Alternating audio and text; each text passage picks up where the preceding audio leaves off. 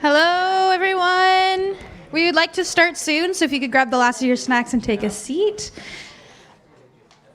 I'd like to welcome also our live stream participants who are in other places that couldn't make it here tonight. Welcome to the screening event. And I'd like to invite Connor, who is the writer and director of the film, The Shearers Coat. Wow, thanks for the applause, guys. It's amazing. So thankful everybody could come. So thankful everybody could be here. Come grab a seat wherever you are in the back. There's still more seats up front here. And yeah, I want to introduce my grad film, The Shearers Coat. It was a project I did in film school 2 years ago. During that time, it's a very interesting time, I guess, in the filmmaking journey or career. Being in school was a 1-year intensive program.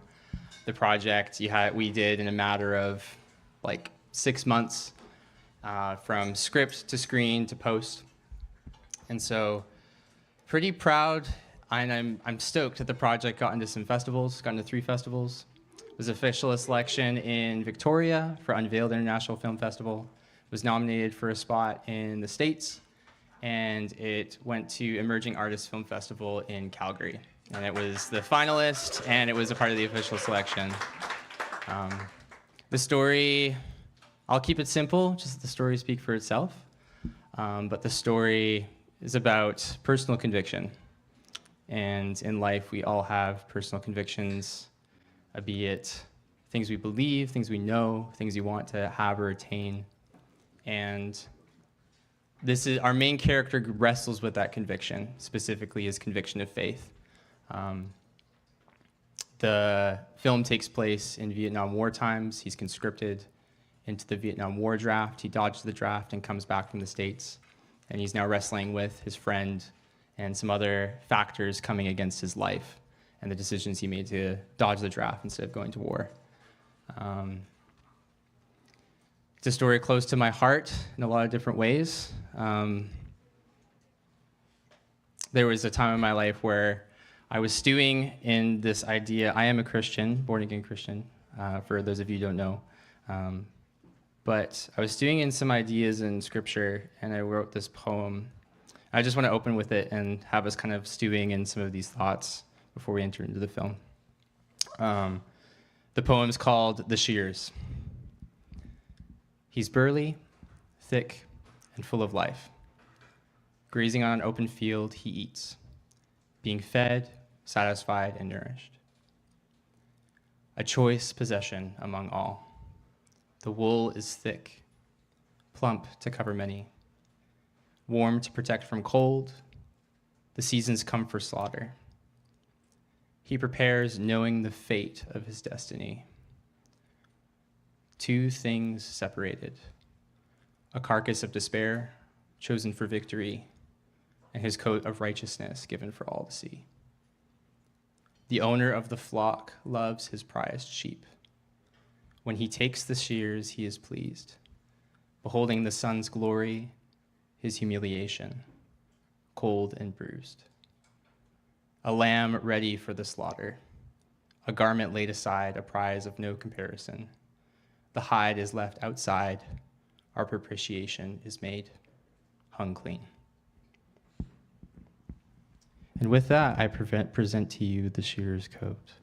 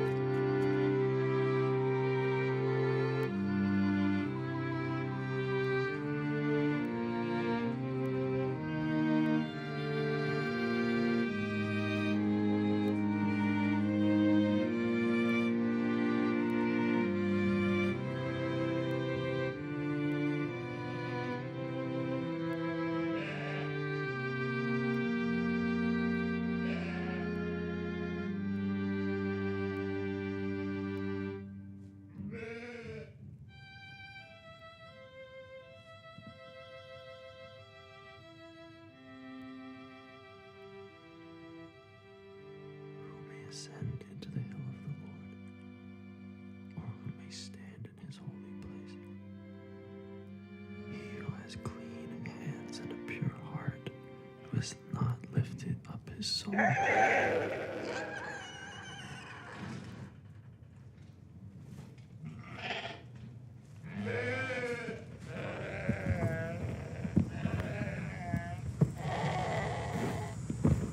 that one of mine? Nope. Probably your neighbor's. A homecoming gift.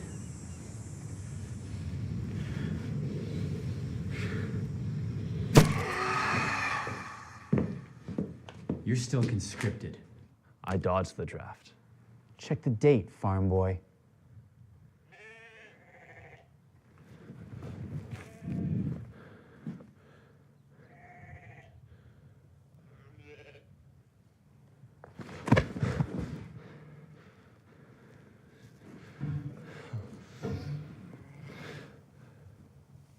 I waited patiently for the Lord. He inclined to me and heard my cry. He also brought me up out of the... You heard from Maddie yet? Didn't think so.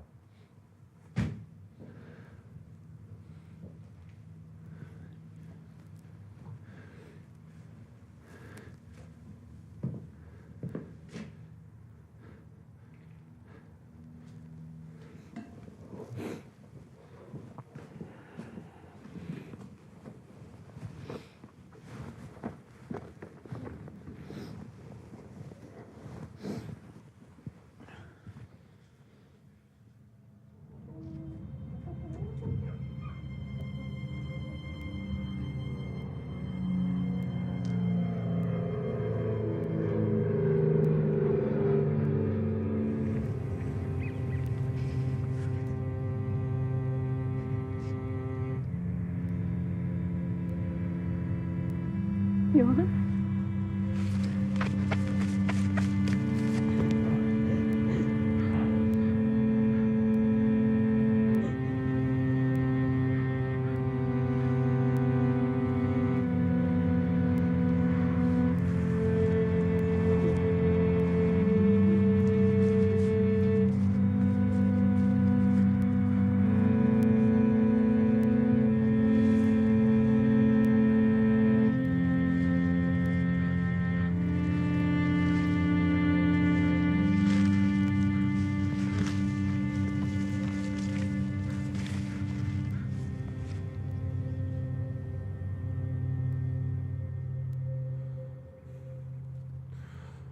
What were you and Ellie talking about?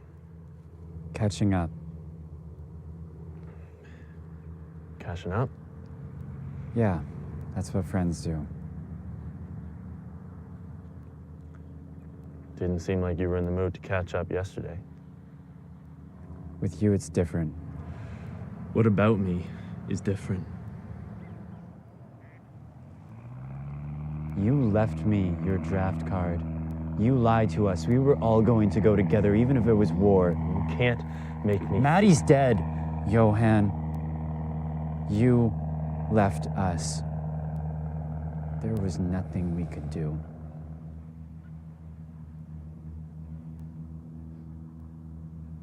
Just make your peace with him. I can't see eye to eye with you. Exactly! No. You knew I couldn't go, even before we agreed. You took a vacation up north. It wasn't a vacation! You lied and went to Canada. Because... Maddie's in the ground.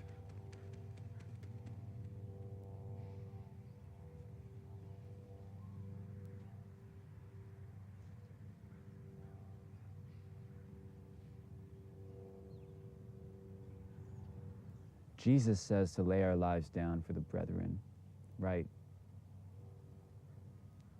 When you ran away, you decided to keep yours, not lay it down. You're just a coward.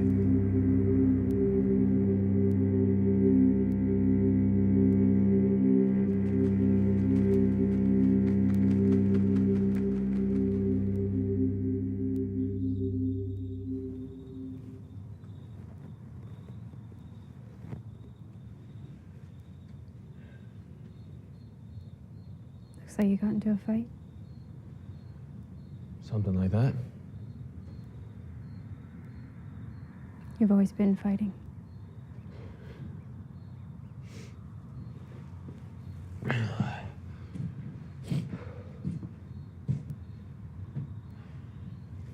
Listen.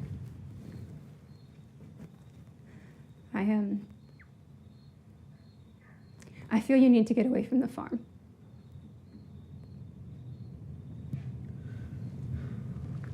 There's a bonfire happening. Just down the road to the field. You should come.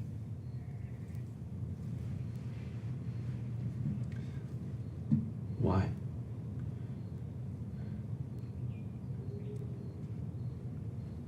Well,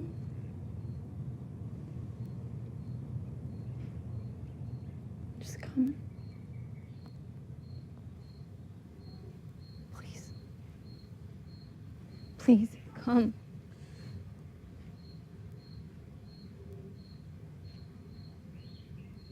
Arian doesn't know.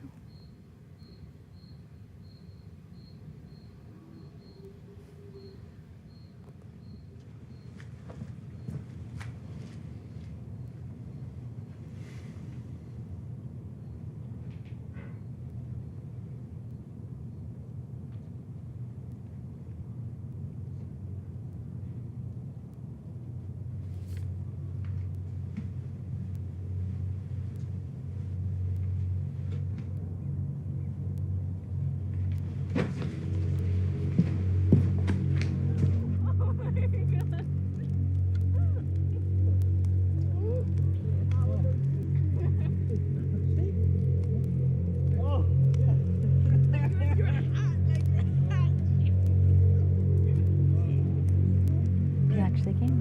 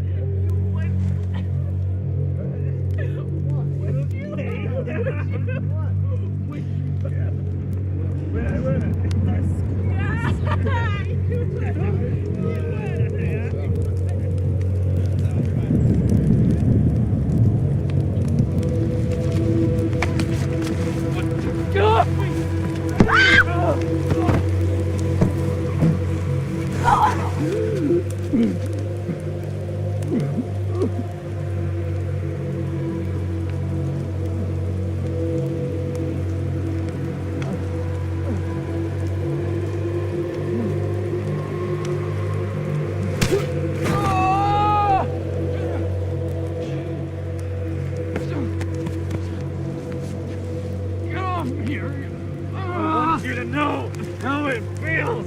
It cost you nothing to go to Canada. What I went through cost me everything. God is just, right? It's only fair that you know what it's like.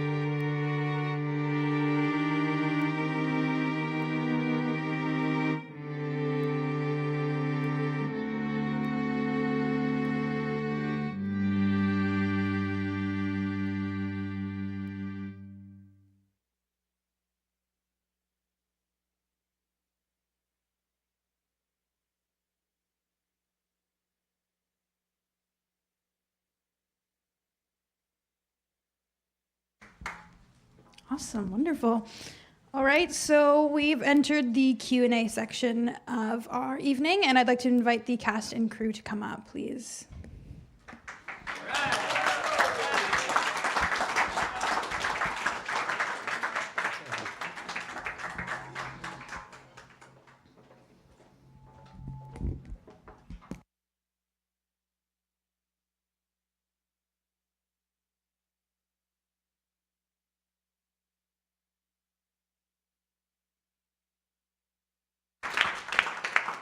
All right, this is our panel, so I'm going to pass down the mic. Please introduce yourself.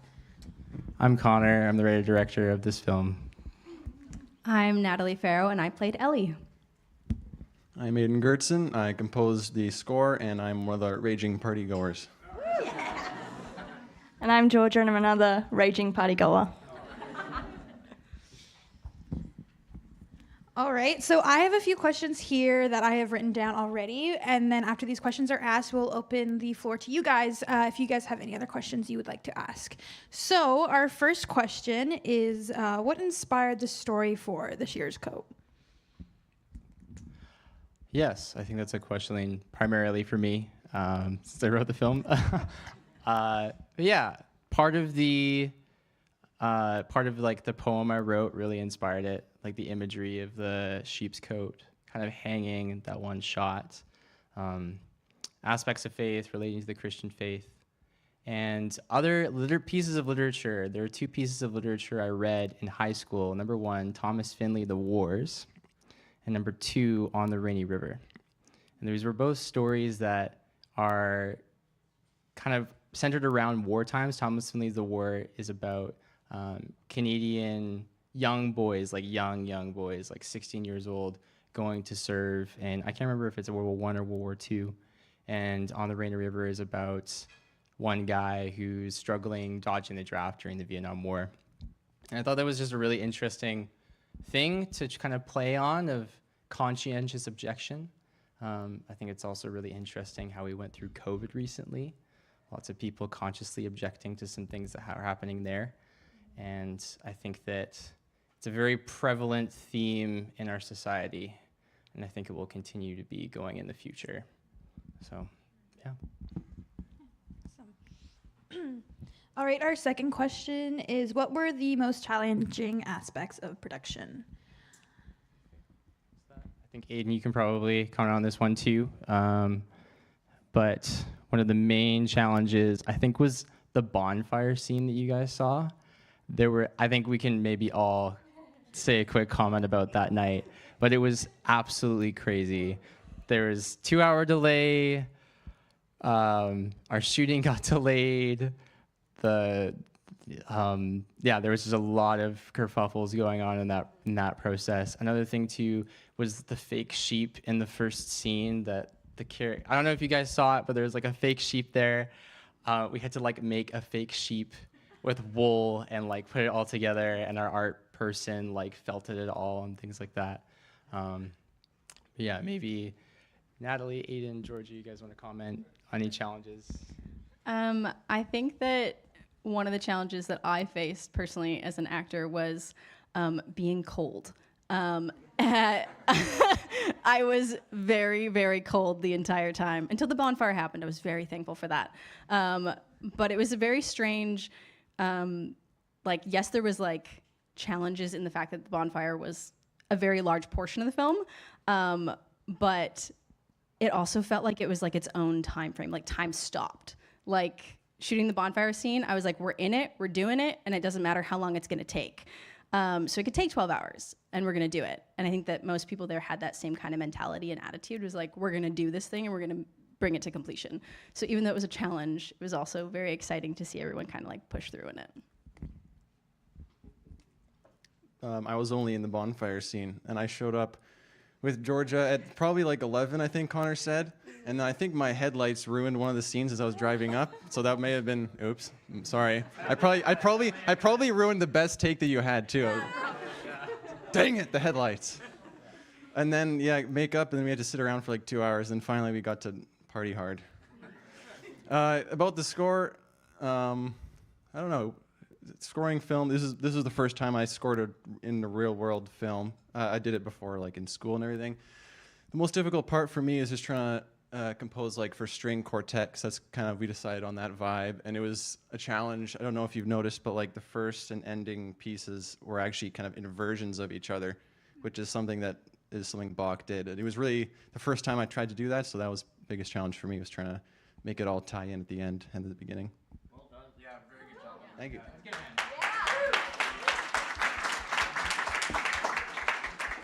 Okay, I don't have much to add because I just ate donuts and drank hot chocolate and watched them get really cold and muddy. So that was my experience of that night. They did amazing. I was so glad that I wasn't in that, and you guys did amazing. It was awesome.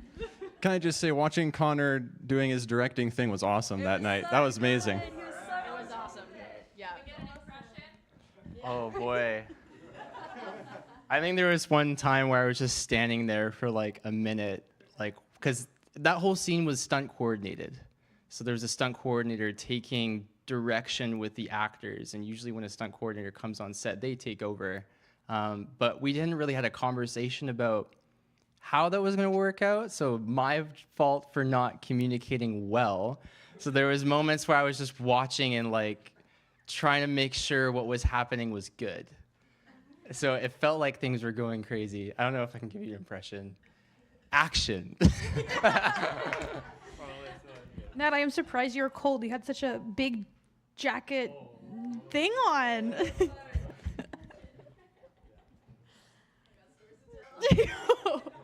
Okay, so next question about the coat. No, I'm kidding. What were the highlights, stories, experiences that really stood out for you guys during the production of the film?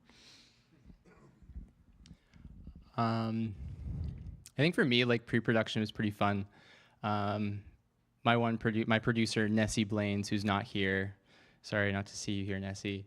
But we had a really good time just collaborating, making it happen. And it was my first time doing a big kind of like scale film like this.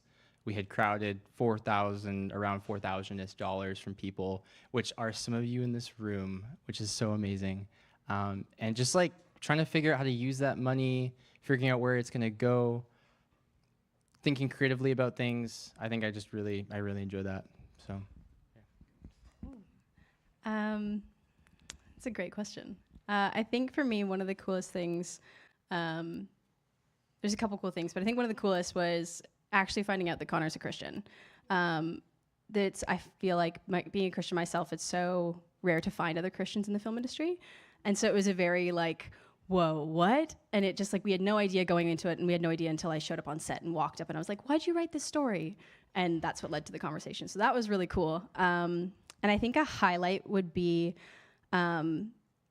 watching everybody do their job to the best of their ability. It being a short film, they were shorthanded. As most short films are. You're usually understaffed, and a department head is usually a department head of like 4 different departments. And that can be really strenuous on those people. And so I think it was really cool because everybody was a student at the time. So to see these students going and giving it their all to make this vision come to life. And I think that's the thing that I love the most about film, is that it's collaborative. And so watching people just give it their all for the vision. And also we had a giant bonfire, and our first aid was also like a firefighter who like fights fires in forest. So like I was like, I feel very safe, and this fire is very warm, and I love that, and it's so cool. And so I think a highlight was seeing the scale and scope in which the film was being made, and to also see the way that Connor led the team. He really was the captain, and he captained the ship very well. I think, obviously, I can like comment on the bonfire scene, but I just thought it was amazing. That was the first time me seeing the inner workings of a film production, even if it only was a short film, by the students. And it was just kind of so interesting to go through the process of being an actor and sitting there waiting for your scene and getting your makeup on, and then going in and then doing it. And I got to say some lines, which, as you can tell, did not make it because I am very bad, probably. It's okay, let's get cut all the time. Talk about that later. So yeah, my favorite part got cut from the movie. No. Anyways, but yeah, I don't know. I just like seeing the whole thing from kind of an insider perspective, and it really actually helped me in the process of thinking about how to score the film too. So that was very interesting. Yeah, I think my part was supporting my brother in Christ. I was just so happy to be there. And then the relationships that were formed. Natalie started coming to church that weekend or something. And her and I met for coffee and we just shared our testimonies, and it was just so great to meet you. And this will always be special in my heart because we got to meet Natalie and all work together. So, yeah. I see our camera operator standing back here. I would like to welcome Aiden Tong. Can you come up to the front for our Q&A panel?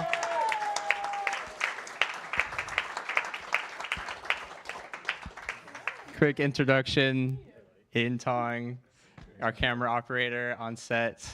We'll just continue with the questions and we can pass it down. Awesome. So last pre-done question is, what have you guys been working on since the completion of this project? Who wants to go first? I'll give it to Aiden.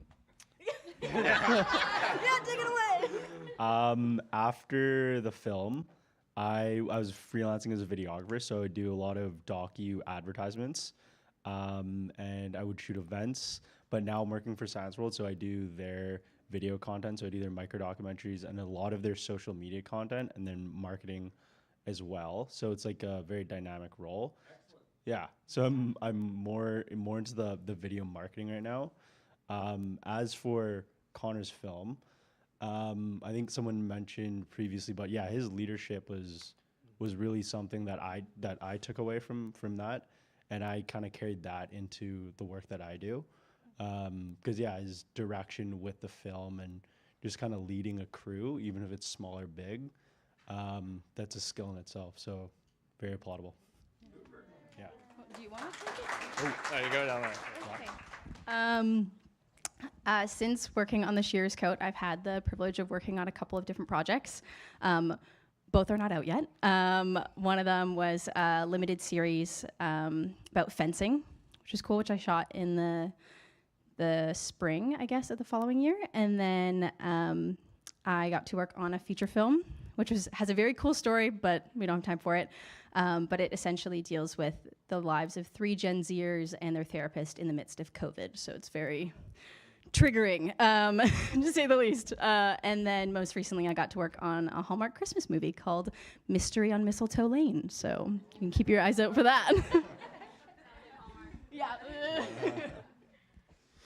So I've just been at school. I'm still studying jazz composing and playing in Capilano there. So, various jazz performances, jazz compositions. As far as film scoring goes, I've done 2 other CapU projects since Connor. One was just a little thing as part of a class, and another one, I forget the name of it, and it's probably not out yet officially, but it's a jazzy score, that was a different challenge. That was kind of weird. And me, I'm just all about Jesus, so my social media is just sharing Jesus, praying for people, and just wherever he sends me. So that's me. She's also launching a store of clothing line. So you can check that out on Instagram, pureandheart.co. So if y'all want merch that's about Jesus, there you go. Yeah, since this project, I graduated film school. Same with Aiden. Aiden also graduated film school. And yeah, I've been working at a casting agency mostly as a camera operator.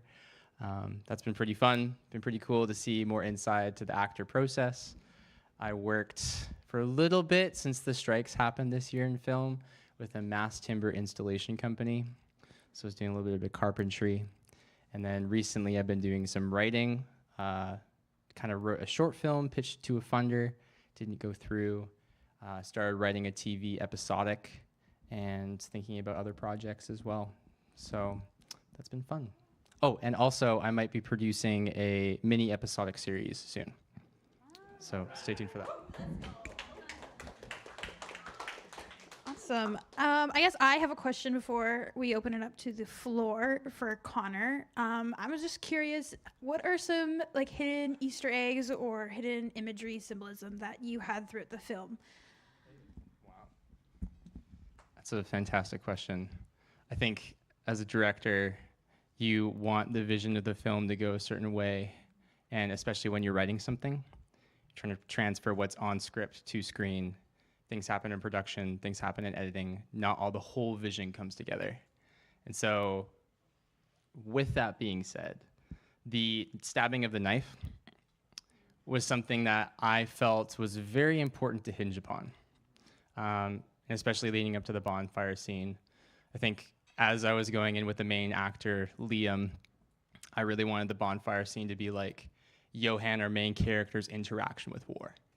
So this is what he would have experienced, or this would be ergo his experience if he had gone to war.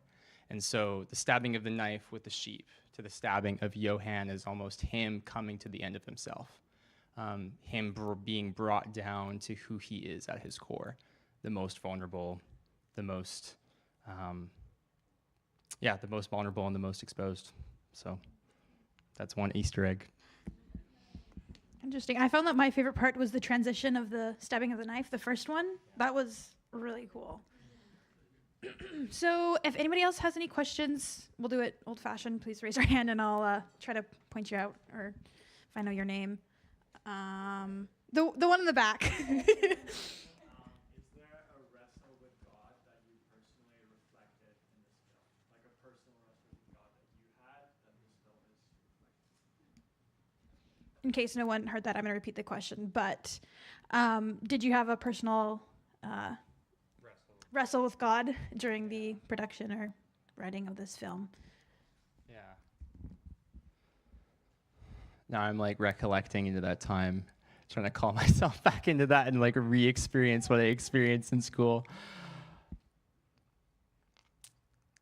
I think that the making of this film taught me so much about these monumental things that we do in life that almost seem extraordinary for us to do. Like, like the building of this building, or like the undertaking of, raising a child. Like my parents are here. I can't imagine what it was like to raise me and my brother, and the skill and the hard work that it takes. Any specific wrestle, I think relating what I'm just talking about with totality and the effort that it takes with time or projects, I think I wrestled and I trusted in, or was wrestling with trusting, like, is this actually going to work throughout the process of this film? Like, especially in that bonfire scene. Like, there were times where, like, I just have no idea where this is going to go, if this is going to get shut down, what's going to happen, but we ended up walking away with something and it ended up being used. And it was something I ultimately just had to surrender. So any specific struggle, not necessarily, but I think I just learned, I don't know, there was times that I struggled. I mean, there was a lot of late nights, lots of late nights staying up, working on pitch decks or script writing or this or that. And I don't know. Yeah, I hope that answers your question or gives you an idea. Thank you for the question. Yeah, just right here. I'll. So I thought that the cinematography was amazing. Yes. The lighting, the setting up of the shots, the scenes, and the way that they were set up were beautiful and shot.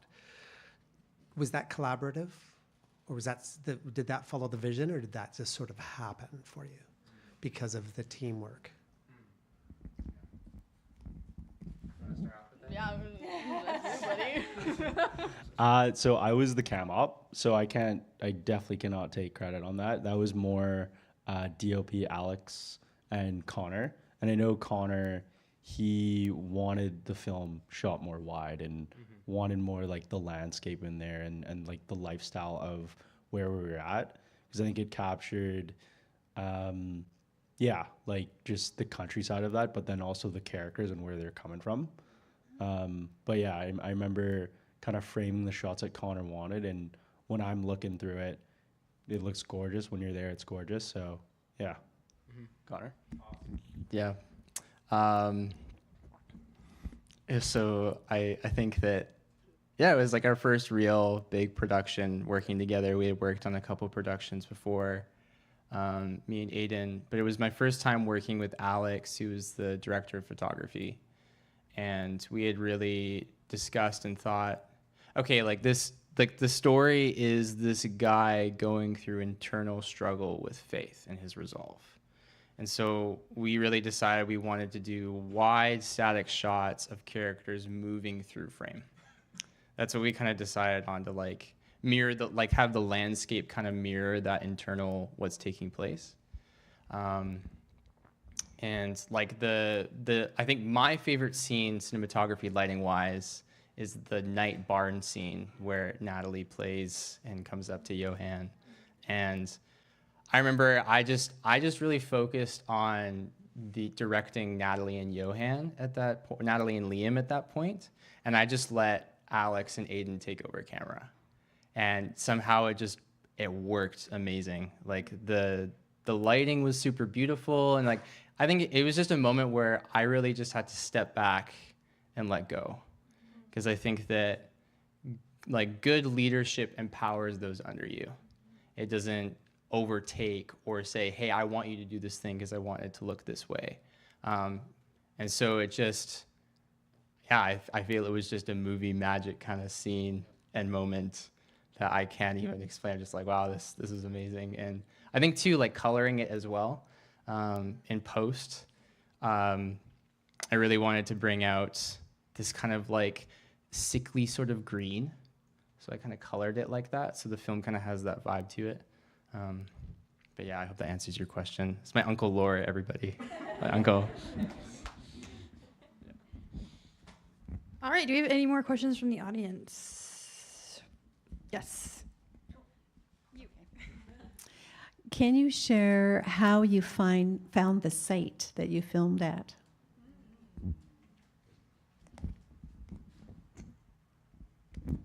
It's my mom, everybody.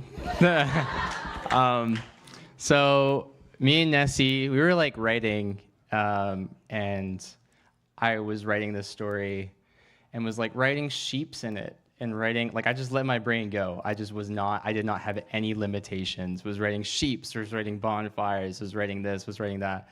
And I was like, okay, how are we gonna find this? And so I look up on Google, sheep farm, Vancouver.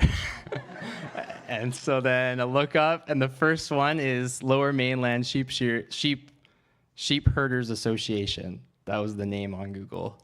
And so I went one day with my producer Nessie, and we walk up, and like just two super green people, like, hey, we're like here from the city. We like saw your place online. Wonder if we can use it for a short film. And Barb and John Eidenberg, I did invite them to the event. They're the people who own the farm. They're not able to make it tonight. She said, okay, whoa, what's the film about? And so I said, it's about Vietnam draftee, conscientious objector, comes to Canada, goes back home, deals with his resolve. And she's like, okay, I'll show you around. And so we go and walk around, and she turns to me and she says, you know, my dad was in World War I, and his sons were drafted into the Vietnam War. And we dodged the draft, and we came here to live in Canada. And so that farm was one of the places that they bought, like right in the midst of the Vietnam War. And I was like, holy moly, this is like a huge confirmation. And then she gave us the farm free reign to film on for 4 days. So it was pretty amazing that came together. So, yes. No, I didn't read that. Anyways, that's how we found it. All right, I think we'll do one last question, if anyone has one. Yes, I'll bring you.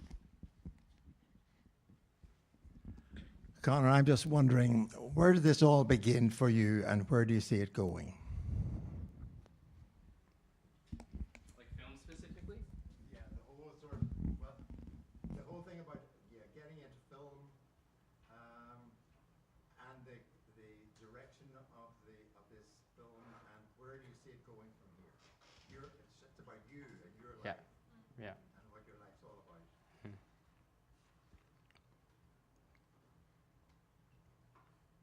I want to take my time to posture in that because I think it's a big question. I think stories are very powerful and they can be life-changing. I think that the world that we live in today is very polarizing and people often are up in arms with each other. And often are up in arms over ideology, over religion, over perspectives. And I think that story has the power to connect, it has the power to engage, it has the power to transform. And, you know, not everybody might relate to this, but this is my personal experience of when I wasn't always a Christian, but I became a Christian when I was in high school through a series of circumstances. And I very specifically felt like God was telling me, you need to tell stories for me. And not just stories that are for one specific audience. Because I think it's really easy for me to say, oh, I'm Christian, I'm in this bubble, or I'm in this camp. Or I associate with this group and I'm in this bubble or this camp. But I think that's one thing that's common to all of us is like the human experience. And not only that, like this story wrestle with conviction. We all wrestle with what we believe, whether it be things like whether it be if what I like for toast in the morning, or I mean that's a sidebar issue, but I think we all wrestle with things in life. And I think it's important that we are real and honest about the human experience and how that connects us and what greater truth can be revealed in art. So I hope that answers your question, David. Yeah. All right, I think that ends our Q&A. Thank you.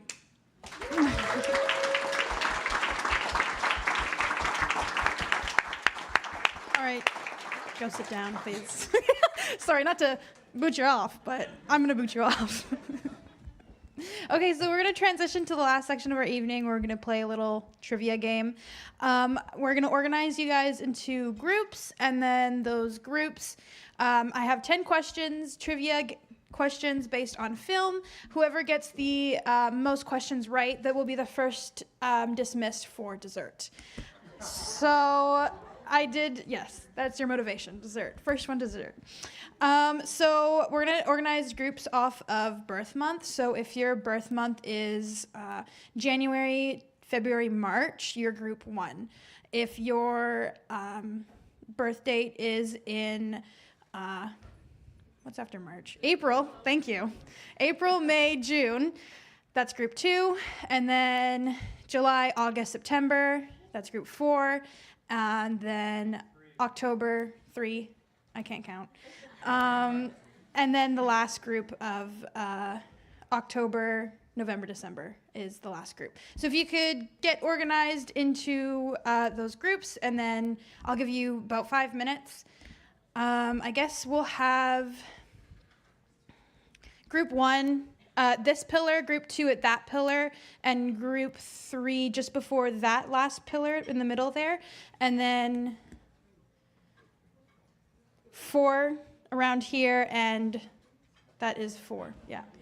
4 groups. Group 4.